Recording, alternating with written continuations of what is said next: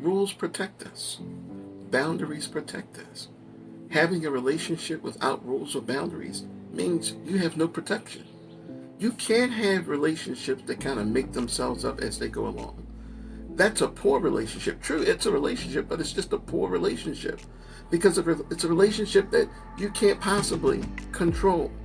And we're not talking about control in the sense of dominance, but we're talking about control in the sense of purpose.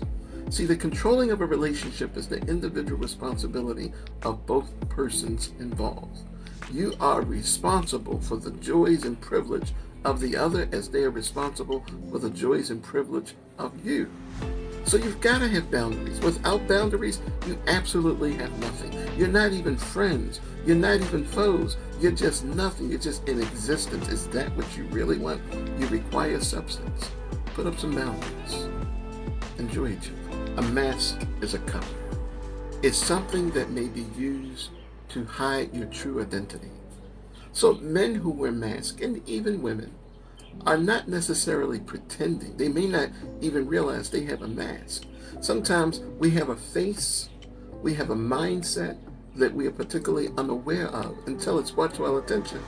And then when we realize it, we're like, oh, that's not me. That's not who I truly am. So you have to be particularly cautious about people who know they're putting on a mask on purpose because they may be out to look out for their own interests and not yours.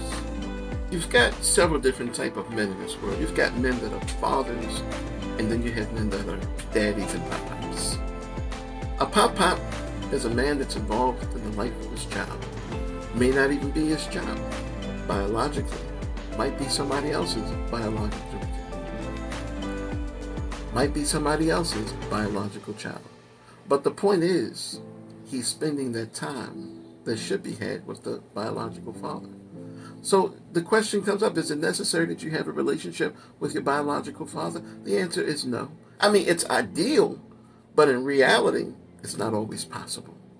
So whoever you have been entertained by as your father, your mentor, your guide, your leader, that's the most important person in your life. And sometimes moms play both roles so that mom respect she deserves just to have quiet time. I mean, when your relationship gets to the point where you can just have some quiet time together, where you don't have to say anything, the nuances are just built around the environment and you're just enjoying each other, that is incredible. That's a wonderful feeling. When you can just, express yourself openly. Men, we like to know who you are. We want to hear your story. Talk to us. Tell us your story. That feels good. Other things that men like is to see you do things for us that doesn't require money, like maybe making a meal. Sure, you got to buy the meal and stuff like that. But it's not all about going out all the time. It's sometimes about just enjoying the space that you have with each other. There are lots of things that men enjoy more than just sex. Cuddling, holding hands, moments together, watching a movie together. Just being there for a person means a lot. Let's start there. Let's be there for each other. Arguing with your parents is disrespectful. Your mother carried you in her belly, taking care of you in ways that none of us really understand. Only her body to your body. She did this for 9 months, longer, maybe shorter. Wouldn't matter if it was for one day. She did it. Your father proceeded to help create in your birth and the discovery of you. Both your parents. You are here because of both of them, not one of them. So to argue with someone who did so much that you could never repay them for, it's just rude. Love your parents. Show gratitude. Now, parents are not always right, but they're not always wrong either. But they should always be respected. That we know for sure. So don't argue with your parents. I mean it. Self-awareness begins with 2 things. First, you must know what makes you happy.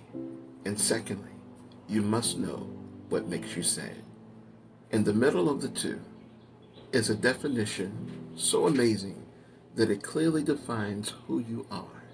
And when you know who you are, you know where your boundaries begin and you know where they end, and you're able to take steps forward, and then you know when to pause. See, being aware of your surroundings helps you to be successful or it will teach you to go in other directions. Either way, you're going to be a winner because it's your choice. The first thing you really need to consider is, whose decision is this? Is this your decision or your friend's decision? See, this is a matter that is so powerful that you can only make it with yourself. It's too expressive and it's too extreme to share with other people. This decision is yours and yours alone to make. If you're being coerced or you're being encouraged to be divorced because of others, you've already failed. And the other thing to consider is, when you see that ex with someone else, are you going to be okay with that? Or do you want to prevent them from having further relationships? Either way, you lose. So you need to think about this seriously. Divorce is really a separation of souls. It's like a death without closing your eyes. It's like the end of a matter that will never begin again. It's over with. Are you ready for this? Relationships are about sharing. Relationships are about caring. Relationships are about support. So when there's money involved, it's just as equal as love is involved. You want all the love you can get from your partner, thus you want all the money you can get from your partner. They're not the same type of things, but one emits power, and when used for power, it usually hurts the other. So really, you want to have these things on an equal balance, where both are able to come together and make decisions about the money, both are able to come together and make decisions about the love. And when you're coming together making decisions about these things that are of importance to you and your partner, now you can say you truly have a relationship. As a society, we speak a lot about the problems of women, but there are some broken and very damaged men also, and they're easily identified. They just don't sound right. They tell you a story of pain and hurt, and they are not reasoning on this as a story to tell, but they're reliving it as a problem that they're refeeling. There's something hugely wrong with this. Broken men don't seem to get very far in life. They just seem to become quitters. They start, they stop, they never continue, and they never complete.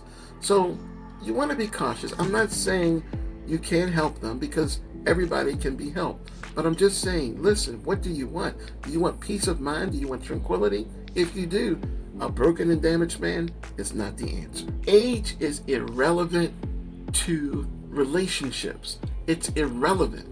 The only reason it becomes an issue is in the case of that anger, that fussing that they put up, that negativity, that just separatistness. And then it goes the other way for the woman that's older, that's dating a younger man. The reason she's interested in the younger man is not so she can be his mom. No, none of this stuff is relevant. But it's because, you know what? That's how she feels. She feels a certain level of vitality. And truthfully, men, as they get older, they kind of slow down in vitality. So she's looking for somebody that's got some more action, not just in the bedroom, but also in life. Hey, let's go. She's ready, and he's go. Okay, let's go. That's what she's looking for. And age has nothing to do with it. It's all about, who do you love?